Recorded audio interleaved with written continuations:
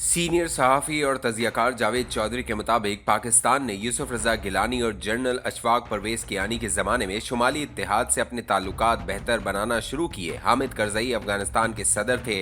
अफ़गानिस्तान के शुमाली इलाके इस ज़माने में भी हुकूमत के असर से बाहर थे। इन पर शुमाली इत्तेहाद के लोग काबिज़ थे। अहमद शाह मसूद 2001 में फौत हो गया, लेकिन वो इसके बावजूद कब्र से पूरे खित्ते पर हुक्मरानी कर रहा था। ये लोग रूस नवाज थे, इसलिए पाकिस्तान के साथ इनके ताल्लुकात कशीदा चले आ रहे थे। पाकिस्तान ने अफगानिस्तान के लिए बहुत कुर्बानियां हमने जुल्फिकार अली भुट्टो के दौर से लेकर सोवियत यूनियन के खात्मे तक पहले अफगान कमांडर्स की परवरिश की, हम फिर तालिबान की मदद में जुट गए और आखिर में हम हामिद करज़ई की खिदमत में मसरूफ हो गए। इस सारे दौर में शुमाली इत्तेहाद हमसे नाराज रहा। रशीद दोस्तम और अहमद शाह मसूद पाकिस्तान के खुले दुश्मन थे। बहरहाल किस्सा मुख्तसर, पाकिस्तान ने शुमाली इत्तेहाद के साथ भी वर्किंग रिलेशनशिप कायम करना शुरू कर दिया। काबुल में मौजूद पाकिस्तानी सफीर वादी पंशेर में शुमाली इत्तेहाद के मरकज में जाने लगे। पाकिस्तान का सिफारती अमला अहमद शाह मसूद की कब्र पर फूलों की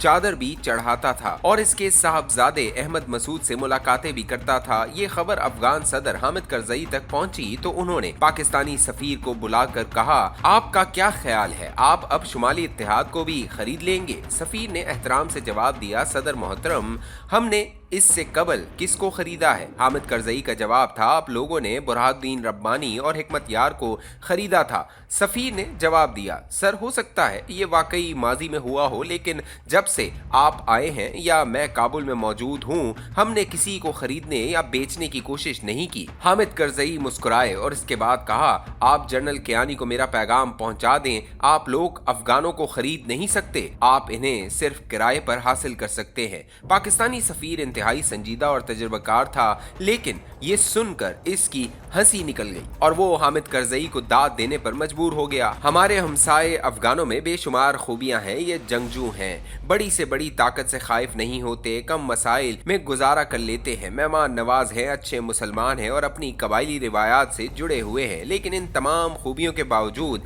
इनमें एक खामी भी है और वो खामी है दौलत से मोहब्बत। और शायद DNA की यही वो खामी है जिसकी वजह से ये सदियों तक हिंदुस्तान पर हमलावर होते रहे। हम महमूद गजनवी, शहाबुद्दीन गौरी और अहमद शाह अब्दाली के लाख गुण गाले, हम इन्हें हजार बार अपना हीरो मान लें, मगर इसके बावजूद यह हकीकत रहेगी कि ये लोग हिंदुस्तान की दौलत और खुशहाली का पीछा करते हुए हर मौसम बहार में दर्रे खैबर अबूर करते थे और आधे हिंदुस्तान को घोड़ों के समो तले रोंद कर सब कुछ समेट कर वापस चले जाते थे। अगर इनका मकसद सिर्फ इस्लाम और कुफरिस्तान को मिटाना होता तो ये हिंदुस्तान के बजाय चीन जाते। चीन में इस जमाने में ज्यादा कुफर था, लेकिन चीन में क्योंकि तगड़ी हुकूमतें थी और इनकी फौजें ज्यादा ट्रेंड और बड़ी थी, चुनाचा अफगान मुजाहिदीन ने कभी इस तरफ रुख नहीं किया। दूसरा, ये 19वीं सदी तक बरतानिया और जारूस से रकम वसूल करते रहे। पहली और दूसरी जंग अजीम में सोवियत यूनियन इनकी मदद करता रहा। अफगान जहाज शुरू हुआ तो ये अमेरिका, यूरोप और अरबों से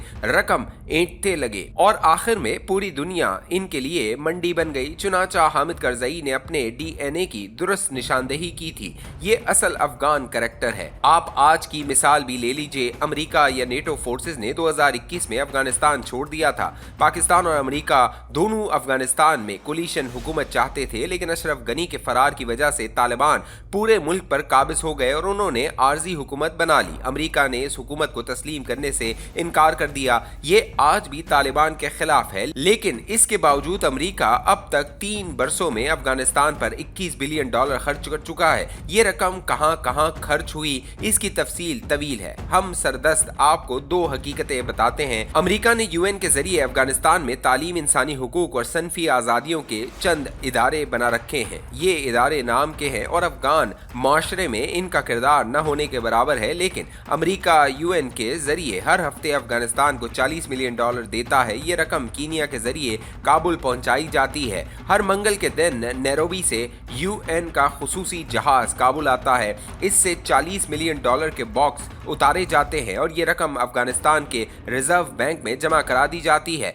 UN बादजा रिजर्व बैंक से अफगानी करेंसी निकालकर NGOs को दे देता है और ये तालिबान हुकूमत के लिए अमेरिका की सीधी सादी मदद है। हम अगर अफगानिस्तान की इकोनॉमी को देखें तो ये शेखपुरा की मईशत से भी छोटी है। इस छोटी सी मईशत में $160 मिलियन महाना और तकरीबन $2 बिलियन सालाना का इजाफा एक बहुत बड़ी मदद है और ये सिलसिला पिछले 3 वर्षों से चल रहा है। दूसरा, अमरीकी CIA भी अफगानिस्तान में फंडिंग कर रही है। CIA का डायरेक्टर और इसका स्टाफ काबुल में मौजूद है। ये लोग अलकायदा और दाइश के कंट्रोल के नाम पर तालिबान की इकोनॉमी को सपोर्ट कर रहे हैं। काबुल में ये खबरें भी गर्दिश कर रही हैं। अफगानिस्तान के वजीर दिफा मुल्ला याकूब के भारत से ताल्लुकात इस्तवार हो चुके हैं और भारत भी अब TTP के लिए अफगानों को रकम दे रहा है। चुनाचा तालिबान इस वक्त हामिद करजई के फार्मूले के मुताबिक अमेरिका और भारत के लिए किराए पर दस्तयाब है। हत्ता के ये ईस्ट तुर्किस्तान इस्लामिक मूवमेंट के मुजाहिदीन दिखाकर चीन से भी रकम ऐंठ रहे हैं।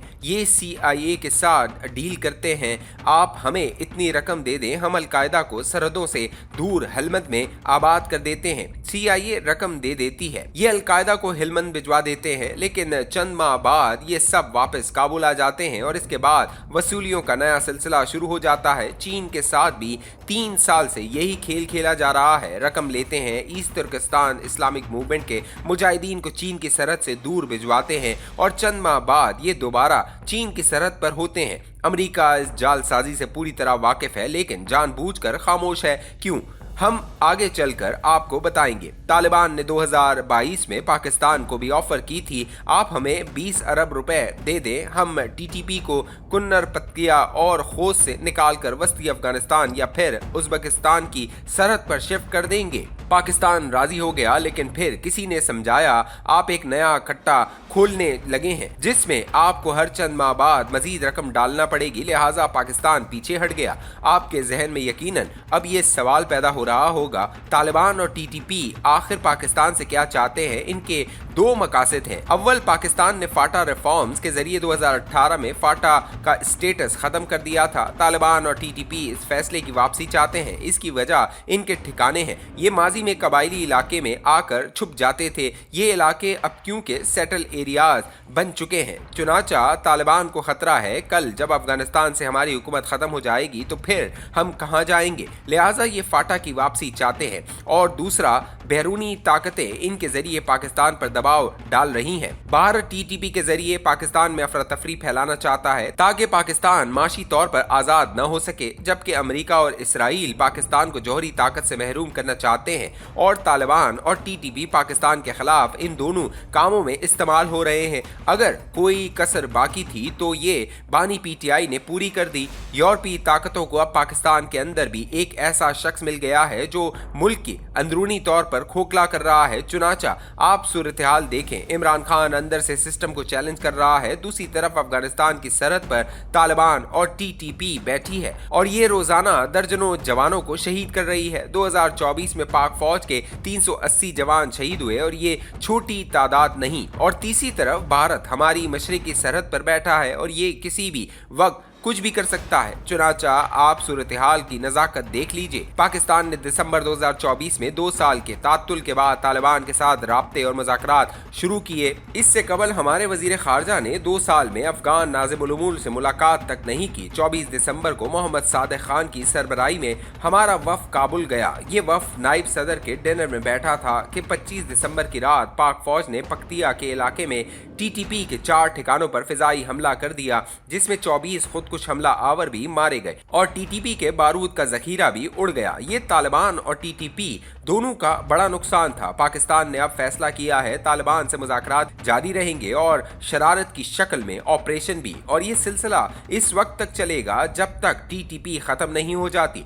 दूसरी तरफ तालिबान TTP के साथ खड़े हो गए हैं। अब इस सूरत हाल का नतीजा क्या निकल सकता है, ये मैं आपको अगले कॉलम में बताऊंगा।